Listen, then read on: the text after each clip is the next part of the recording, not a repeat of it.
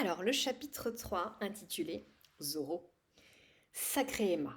Cette fille haute en couleur ne cesserait de le surprendre. Elle avait quand même fait montre d'une sacrée audace en venant lui parler comme elle venait de le faire. Son culot le désarçonnait d'une certaine façon et le mettait mal à l'aise. Ces filles qui prenaient leur vie en main de la sorte lui semblaient tout à la fois étonnantes et admirables, mais à l'extrême limite de la féminité. Il aimait chez les femmes une certaine douceur, une certaine souplesse face aux événements de la vie, apanage de la pure féminité qui épousait les obstacles au lieu de les combattre frontalement. Cependant, certaines filles ultramodernes comme Emma fonçaient tête baissée vers le combat, avec parfois davantage de témérité encore qu'un homme. Guillaume, frère aîné de trois jeunes femmes, estimait que lorsqu'on avait trouvé son alter ego, l'harmonie parfaite était possible, l'homme amenant un certain leadership, une certaine solidité au couple, et la femme apportant sa souplesse, sa fantaisie, son adaptabilité et sa sensibilité. Il sourit en songeant à Aurore. L'alliance parfaite du yang qu'il représentait et du yin qu'elle incarnait. Ils s'étaient vraiment trouvés tous les deux, avec une chance frôlant l'indécence pour les autres. Comme elle le charmait sans même s'en douter, avec sa vivacité d'esprit, sa créativité à fleur de peau, en permanence en éveil, prête à s'exprimer dans tous les domaines, en illuminant leur vie d'une merveilleuse fantaisie. Sa joie de vivre était communicative. Son humour, qui se jouait de lui, le faisait retourner à l'insouciance de l'enfance. Et puis, elle était si jolie, si féminine. Cette femme était un cocktail unique et détonnant qu'il avait la chance de tenir contre son cœur.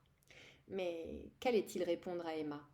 Il avait partagé 3 ans de sa vie avec elle et cette fille avait compté pour lui. La séparation qu'il avait décidée et imposée lui avait semblé évidente, et il ne regrettait rien, d'autant plus qu'Aurore avait croisé son chemin quelques semaines plus tard. Il avait réellement découvert alors ce que signifiait aimer.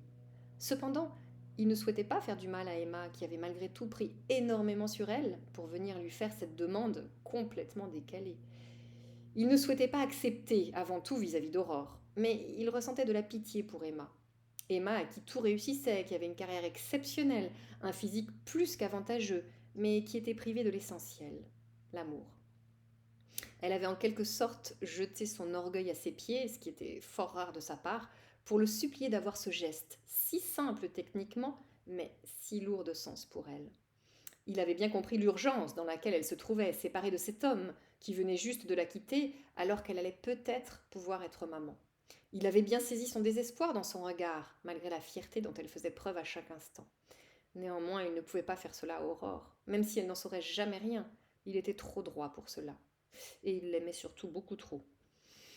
En arrivant à l'hôpital Bichat, il s'assit mécaniquement à son bureau, se prit le visage entre les mains et soupira bruyamment. Docteur, pardonnez-moi, nous avons cherché à vous joindre à plusieurs reprises sur votre portable en vain. Il y a une urgence, une césarienne. Vous êtes attendue en salle d'opération. Merci Jessica, je vous suis. La vie n'attendait pas, ni la mort d'ailleurs. Et sa vocation consistait à favoriser au plus la première, au détriment de la seconde. Cela lui fit à nouveau songer à Emma. Et c'est la fin du chapitre 3.